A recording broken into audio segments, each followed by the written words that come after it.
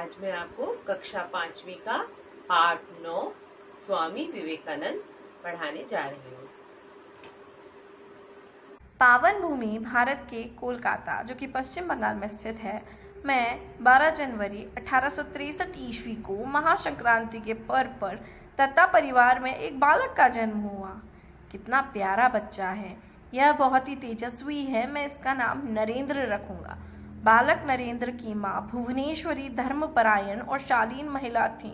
रामायण और महाभारत उनके प्रिय ग्रंथ थे। इसका प्रभाव बालक नरेंद्र पर भी पड़ा। माँ, मैं भी रामायण पढ़ूंगा। यहाँ नरेंद्र कुछ बड़े हो गए हैं, उनकी माँ रामायण पढ़ रही है, तो वो उनसे कह रहे हैं कि माँ, मैं भी रामायण पढ़ूंगा।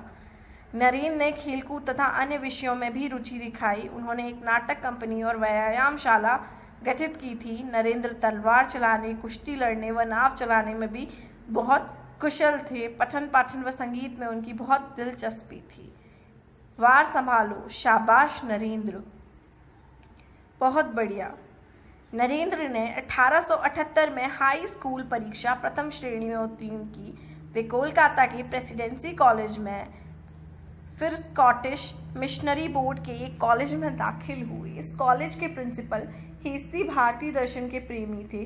वे अपने विद्यार्थियों पर बहुत स्नेह करते थे। कक्षा में पढ़ाते हुए उन्होंने एक दिन कहा, यदि किसी को समाधि की अवस्था का ज्ञान प्राप्त करना हो तो दक्षिणेश्वर जाकर रामकृष्ण परमहंस को देखना चाहिए। मैं अवश्य मिलूंगा। नरेंद्र की उत्सुकता जाग उठी। एकांत में चिंतन मनन करने का उनका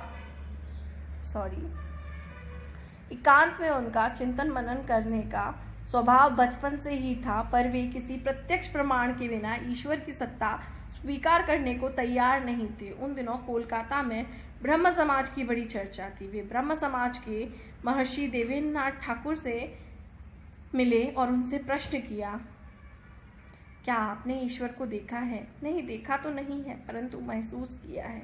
इस उत्तर से संतुष्ट न होकर वे गंगा तट पर स्थित काली के सुप्रसिद्ध मंदिर दक्षिणेश्वर में श्री रामकृष्ण परमहंस के पास जा पहुंचे। क्या आपने ईश्वर को देखा है? हाँ, मैंने देखा है, ठीक वैसे ही जैसे मैं तुमको देख रहा हूँ। इस उत्तर से नरेंद्र स्तब्ध हो गए। स्वामी रामकृष्ण परमहंस ने कहा, आज मुझे मेरे गुरु मिल गए, लेकिन ईश्वर की परवाह किसे है? अगर तुम उसके लिए आंसू बहा सकते हो तो तुम उसे देख सकते हो। तो फिर इस बात पर जो विवेकानंद जी उन्होंने बोला, आज मुझे मेरे गुरु मिल गए। महान गुरु ने शिष्य को और शिष्य ने अपने गुरु को पहचाना। इस प्रकार श्री रामकृष्ण परमहंस के संपर्क में नरेंद्र नाथ की सभी शंकाएं मिटती चली गई और उन्होंने अपने आप को गुरु की आज्ञानुसार कार्य के लिए तैयार किया। अपनी सच्ची भक्ति व सेवा द्वारा तुम्हें लोगों का कल्याण करना है। मैं अपना संपूर्ण जीवन कर्म द्वारा समाज की सेवा में लगा दूंगा। मैं आजीवन ब्रह्मचारी रहूंगा। सन 1884 में नरेंद्र नाथ बीए की तैयारी कर रहे थे। तभी अचानक उनके पिता की मृत्यु हो गई। उन्होंने मन ही मन संकल्प लिया, बड़ा होने के नाते मुझे परिवार का भरण पोषण का भार अब मुझे निभाना है। पिता अपने पीछे कर्ज छोड़ गए थे। नरेंद्र नाथ पढ़ाई के साथ साथ सरकारी नौकरी की खोज में भटकने लगे। एक बार रामकृष्ण परमहंस ने उनसे कहा, जा तू भी मांग ले जो कुछ मांगना है। तो नहीं, यहाँ पहले उन्होंने प्रश्न पूछा, माँ काली तो सभी का मनचाहा वरदान देती है। तो यहाँ पर उन्होंने परमहंस ने कहा, हाँ जा तू भी मांग ले जो कुछ तू चाहता है। नरेंद्र मंदिर के अंदर गए, लेकिन माँ के ध्यान में इतना डूब गए कि सुध ही न रखी। मांग लिया माँ से, नहीं मांग सका। रामकृष्ण परमहंस जो वास्तव में शिष्य की परीक्षा ले रहे थे, उन्होंने आशीर्वाद दिया। इसके बाद नरेंद्र नाथ को एक नौकरी मिल गई। सन 1886 में रामकृष्ण परमहंस ने समाधि से 3 दिन पूर्व नरेंद्र नाथ को यह कहते हुए उत्तराधिकारी बनाया, आज सब कुछ तुम्हें देकर मैं रंक बन गया हूँ। मैंने योग द्वारा शक्ति को तुम्हारे अंदर प्रविष्ट कराया है, उससे तुम महान कार्य करोगे। सन 1888 में अपने गुरु की शिक्षा का प्रचार प्रसार करने के लिए उन्होंने भारत भ्रमण किया।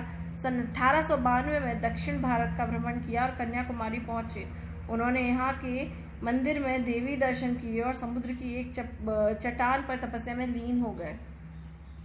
यहाँ उन्हें दिव्य अनुभूति हुई और उन्होंने देश सेवा का प्रण लिया। मैं अपने देश की सेवा करूँगा।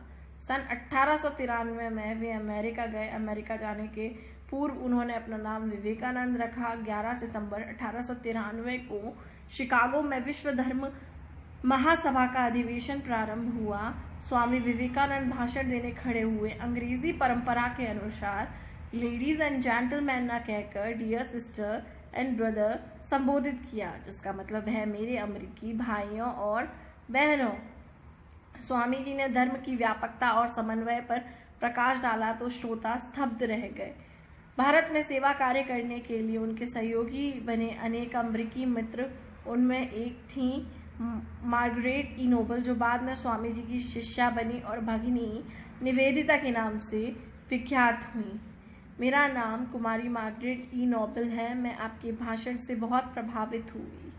कोलकाता में रहकर स्वामी जी ने सभी धर्मों को एक ही धर्म के रूप में जानकर उनमें परस्पर भाईचारे की स्थापना के लिए, लक्ष्य की पूर्ति के लिए सराहनीय कार्य किए। 4 जुलाई सन 1902 ईस्वी को 40 वर्ष से भी कम आयु में स्वामी विवेकानंद ने अपना पार्थिव शरीर त्याग दिया। तो ये चित्रकथा थी स्वामी विवेकानंद जी से संबंधित। अगर आपको ये चित्रकथा पसंद आई हो तो वीडियो को लाइक कीजिए, चैनल को सब्सक्राइब कीजिए। Thank you. बच्चों, आप लोगों ने इस पार्ट में मैंने आप लोगों को स्वामी विवेकानंद जी के जीवन के बारे में बताया। उनके जीवन से हमने सीखा कि उन्होंने अपना संपूर्ण जीवन देश के लिए, अपने गुरु के लिए, अपने माता पिता के लिए समर्पित किया और बाद में उन्होंने देश सेवा का व्रत लिया और अपना संपूर्ण जीवन देश सेवा में लगा दिया।